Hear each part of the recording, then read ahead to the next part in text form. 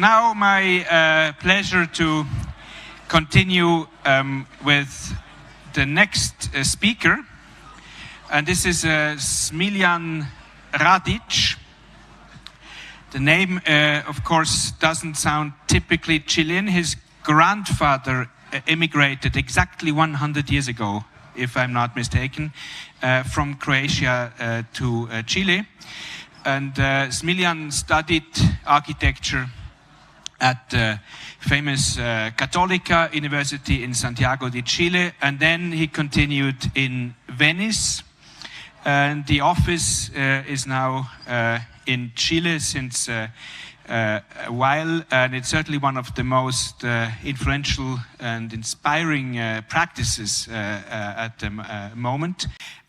It's one of those buildings. When I saw a photograph of the Mestize restaurant, I thought I need to go there, and of course it took a while because Santiago is so far. But Smiljan was in Zurich, guest professor at our school, and he also had a beautiful show at the school. And last fall, I finally could go there and see it, and it's even much better than on the photographs.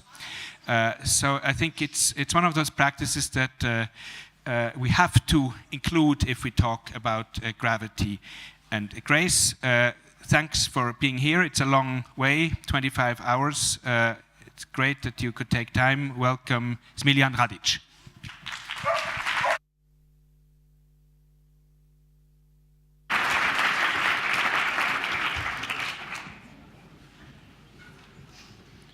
It was a dog, or no? Yeah, it was.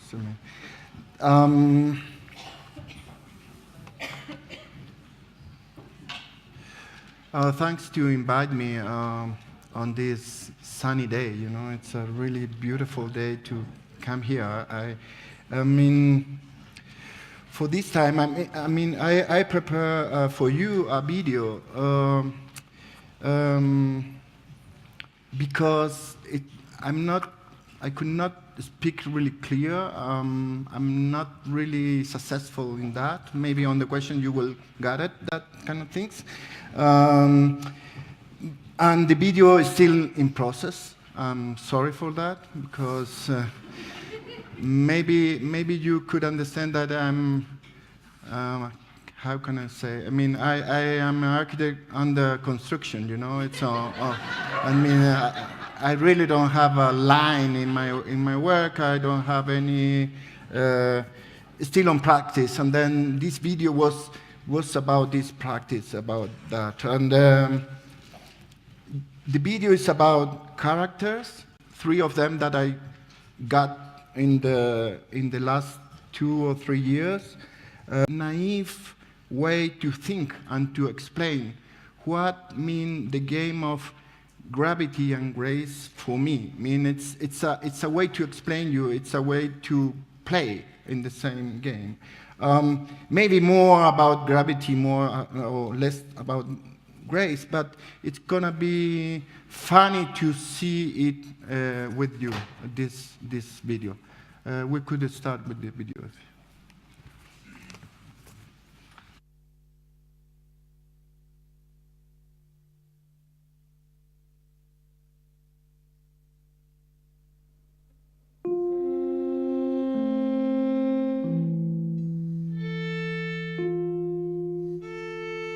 In 1912, QP was conceived out of the imagination of the American cartoonist Rose O'Neal. In short time, this Pootie, with her candid and mischievous look, became a toy produced at a massive scale, thanks to celluloid, a light, manipulable material that directly preceded plastic. In 1925, Kewpie was the image for a mayonnaise that bore her name in Japan, and had begun a career in favor of human rights while supporting women's suffrage. She also faced extreme threats. Monsters like Godzilla, created by the Toho Studios in 1954. In each battle, the modern and heavy cities that had replaced the previous wooden cities burned down in the wars, toppled like light cheap toys at the blows of these larger-than-life monsters. QP is the arrival of grace.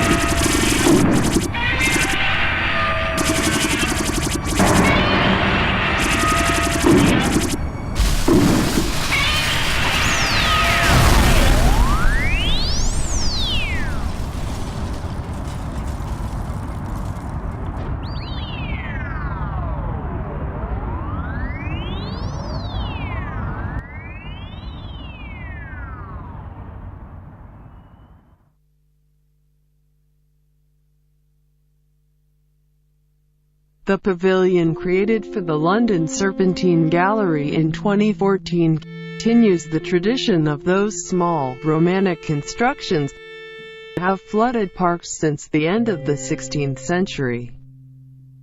The job of a folly is to cheat its time, to catch a certain grace that travels from far away. The strangeness is its tool. A light, translucent, yellow shell of rough fiberglass 10 millimeters thick, some heavy sandstones, and a strange, intentionally ruined form.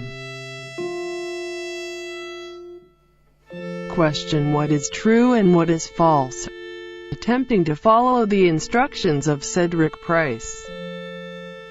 The true folly reaps the harvest of a silent eye, suspending truth itself in a delightful way. Lone contemplation is essential if only for a split second.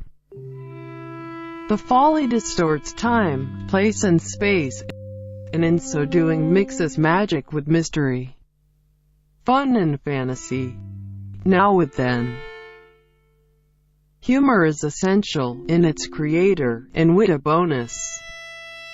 In effect, the successful folly encourages the observer to suspend with alacrity any belief in the rational.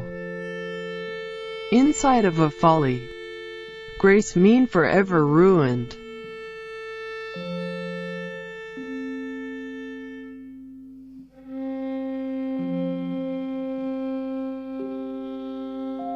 As one will see, the plastic man stumbles over and over under his own weight as if he were a helpless giant and his body cannot be sustained by gravity.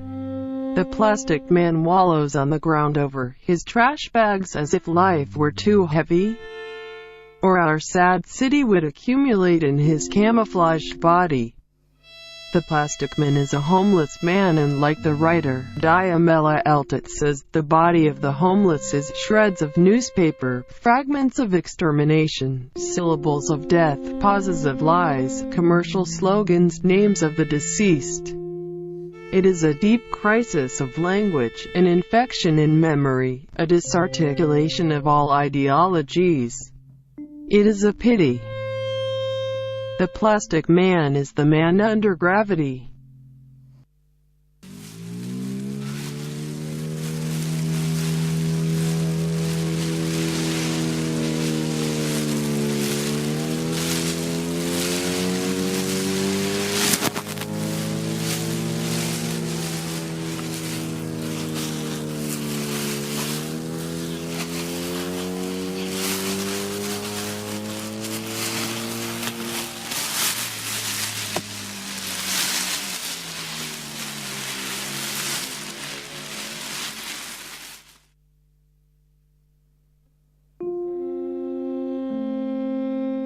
My wrappings were an attempt to sense the nature of the object.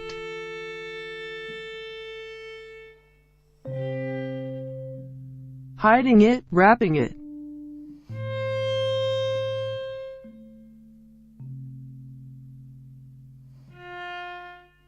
The Bio-Regional Theater does not have deep foundations.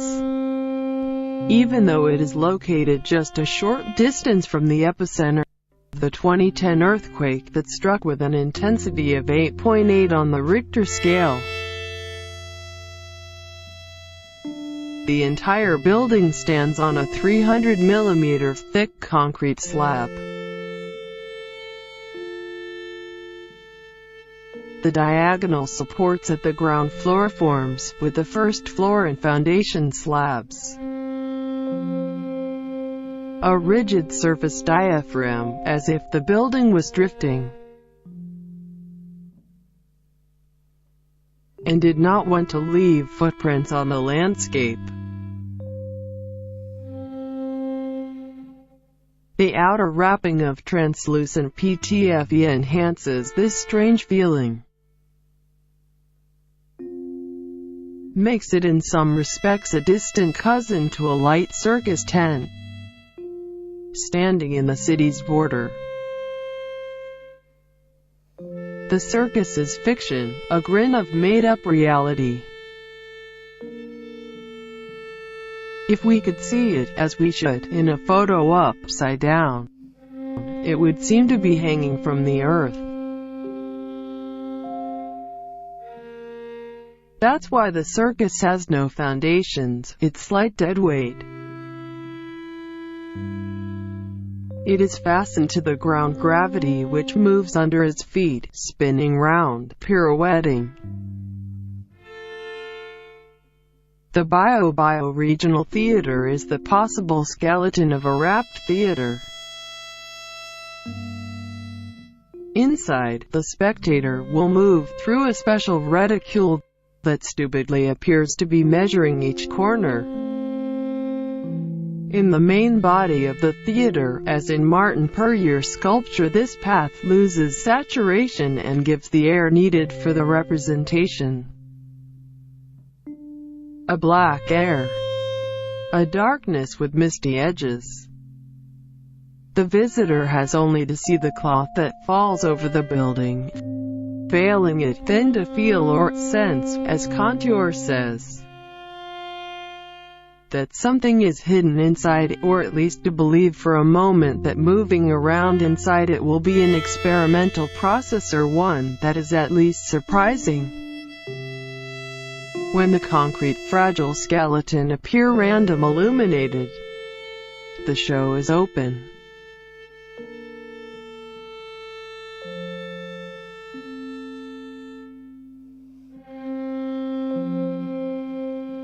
To one side of the highway, plastic bags tied to sticks float with the wind of the passing cars. These grocery bags are abstract, poor, commercial signs. Small-scale cheese vendors use them to attract the attention of motorists moving along the only highway that runs to the north of Chile. Their movement has the light grace of a cheap bag flying out of control in a whirlwind of hot air, or that of a skirt billowing out from the passing of the subway. Marilyn is the sadness of the grace.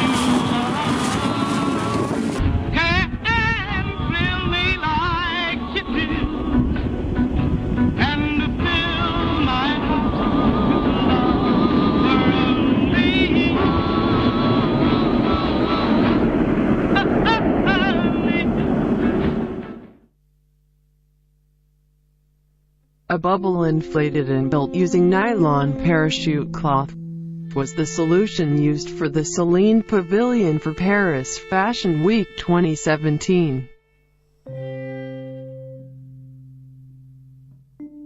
We try to produce an elegant, soft and young pavilion, without creases. As a Phoebe Philo garment,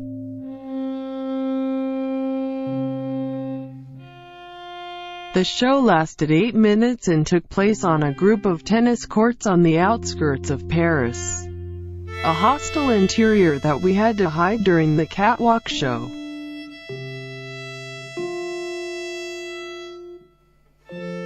Therefore, quickly inflating a space as if it were a 1960s performance piece seemed a good idea. We initially designed a bubble using systems of patterns and modeling with a double curve to avoid touching the side of the existing buildings, especially the columns, thereby generating a fully autonomous and wrinkle-free interior space. But after 1 month of work trying to obtain a clean and soft bubble with this overdone method of construction for our 8 minutes of life, sometimes it is not about working with the available technology but quite the opposite. It is about avoiding the supposed advantage technology. I decided to inflate a simple and giant plain bag with a banal geometry, which, as it was inflated to its full size, settled into the surrounding space, making the structure of the existing building an unwilling model for its shape. The chosen material, something similar to a thick silk, sewn as a garment, gave the whole structure a textile and sensual appearance thanks to the creases. Something difficult to obtain with polyester cloth covered in PVC, materials commonly used with this type of inflated structure. Inside the slow, light, and lightly tensed movement of the bag, 900 people enjoyed the 8-minute catwalk show conceived by Phoebe Philo, something joyful and elegant grace.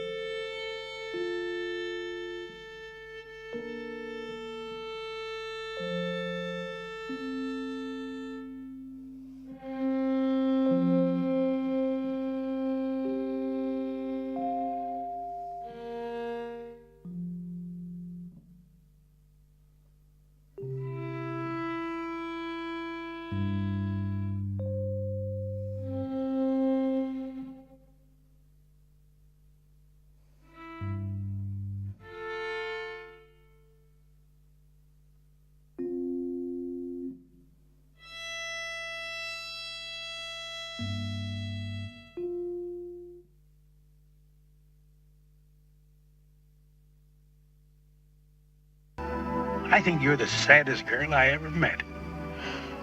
You're the first man that ever said that. I'm usually told how happy I am.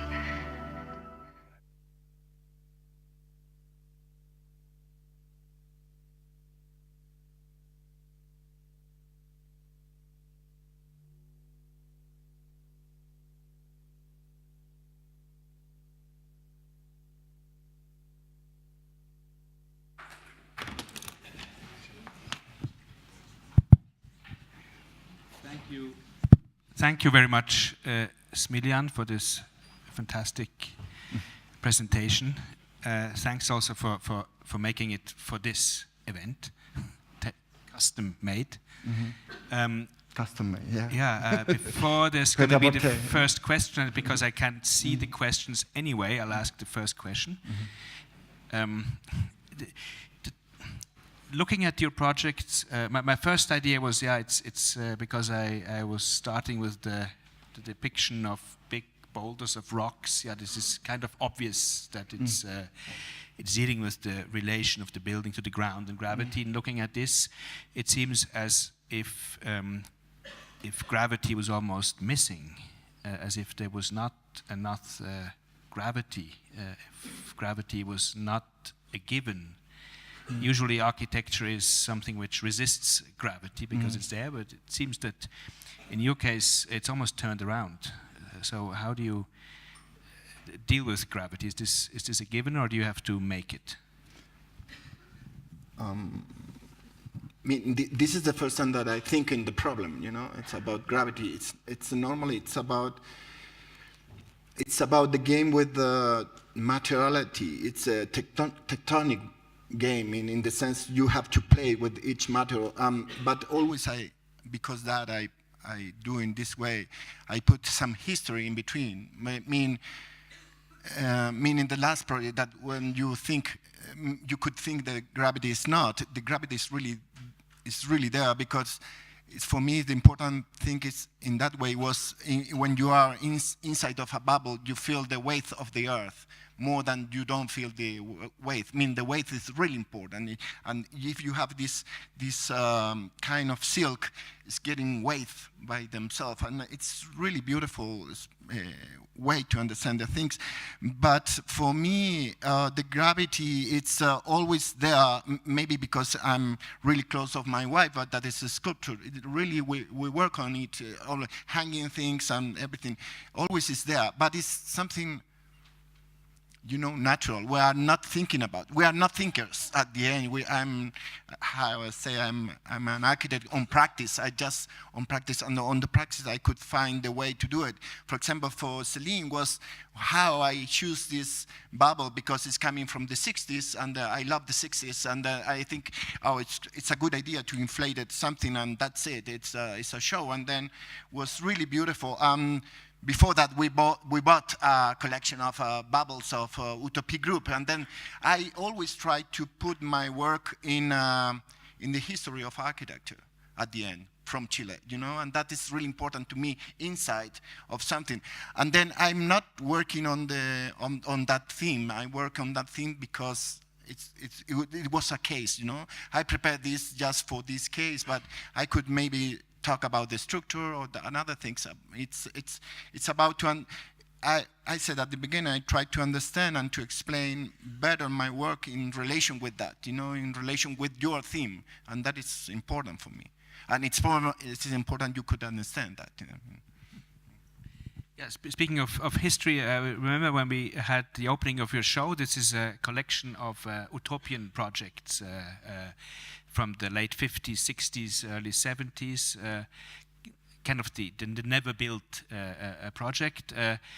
And I asked you, why do you collect all this? And you said, because in Chile we were disconnected. We never had that. So as if you never had this possibility of an utopia. Now it seems as if you were kind of feeling responsible to complete that, no? Mm-hmm. Yeah. I mean, for me, it's really important not to bring Chilean architect to Europe. It's to bring Europe architect to Chile. It's my clients, not my clients, my students. I don't teach because I don't like it. But my reference are the students, you know, of the 40 School of Architects in Chile. And then I have to bring, because normally we thought that you always have architects all around you, but in Chile you could not find really easy that. And then this architecture, between the 50s and 70s, the real architecture was just on the drawings. And then when I collect that kind of drawing, I really collecting architecture. And then I could bring this architecture to Chile and then to show real architecture. And there are documents really important in that collection. But the end of this travel is about to teach something there. Not to go ahead to bring architect to around the world, you know. And then when I do this kind of things, the Serpentine Pavilion, that it was really really because Julia Payton and Hans Ulrich pushed me to do something that was really stressed, and that I don't recommend to anybody to do that kind of things. I mean, in 3 months to produce something always was because I have these elements just produced. This folie, I produced this folie before, and it was really beautiful because for example, about Gravity, I was thinking at that time in the Mestiz restaurant with the rocks, and it's really structurally, you know, for the earthquake. But in the pavilion, and in the London, you never know what is real and what is false, what is structural and what is not. You know, it's something that Cedric Price knew really good and described this beautiful description about the romantic folie. And then it's really beautiful to think what is heavy, what is not heavy, what is false, what is true. Not like for normal, for the almost of all of the architecture, normally you have to be really honest, you know. In the folie, you don't have to be honest, you have to be really folie. And that is beautiful, in the sense of gravity and that's it. Yeah, it's beautiful, and it's a challenge now to kind of, identify a specific attitude, style in your work. It seems as if you are many architects doing every time something completely new, as if you would be almost a new person. How does this happen?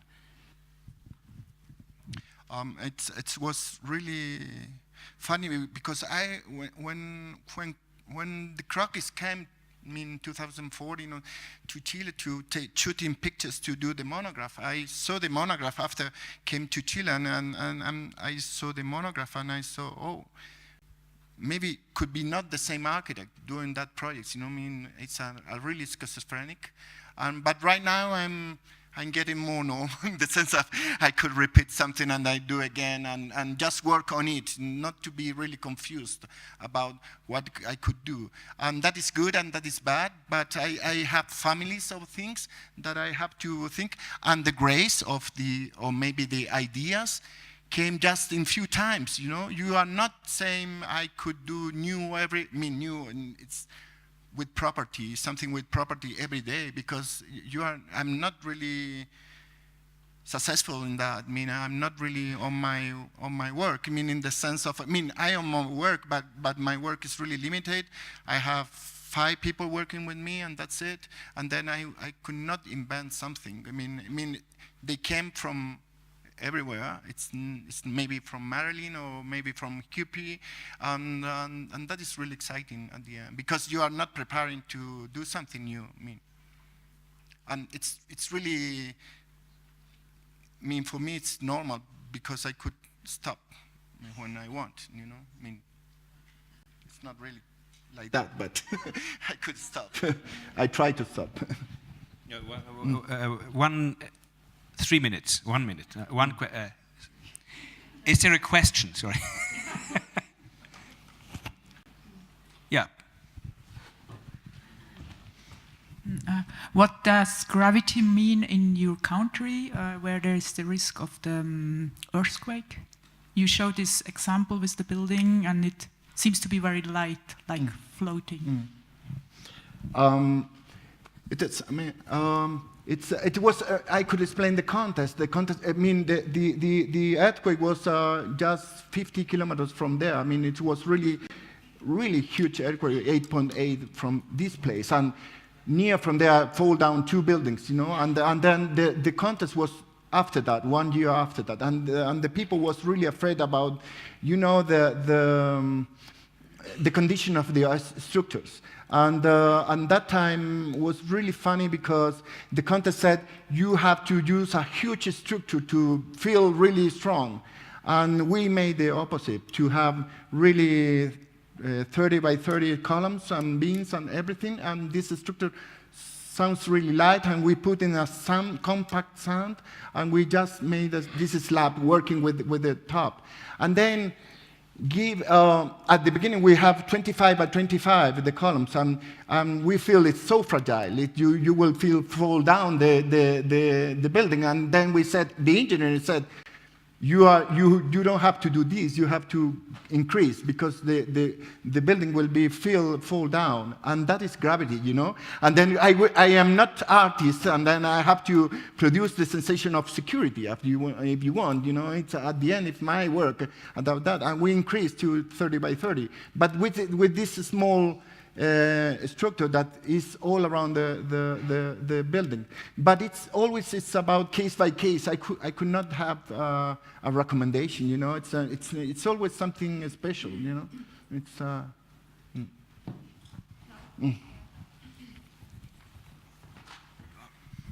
Thank you. I was wondering, lawyers, for instance, have to change in every region. How is it within architecture for you to work in so many different countries with the regulations, or how do you see the differences between working in Chile and in London, for instance? I mean, in London, we are just restoring a place, you know. It's for Alexander McQueen in Old Bond Street. It's 1,000 square meters of retail, you know. And it was so funny because they were, normally in Europe, you work with the limit of security, you know, and that is really important. We in Chile work with the limit of insecurity, you know. We are in this band, and we're still working on that, you know. You could do it, still work, but right now it's getting more, not so easy, it's getting more, you know, not, but you could, it's like we talk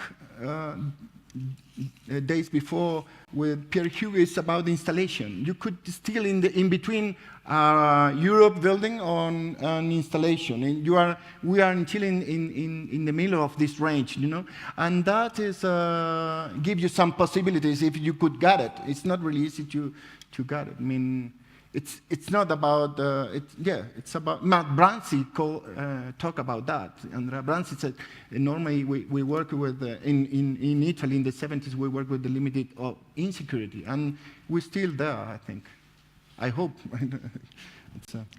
So all these conversations have to end with the question of Hans Ulrich about the unrealized project. I will flip this around because you like to flip things around. I will tell you what your unrealized project is, and end with a wish: please do teach.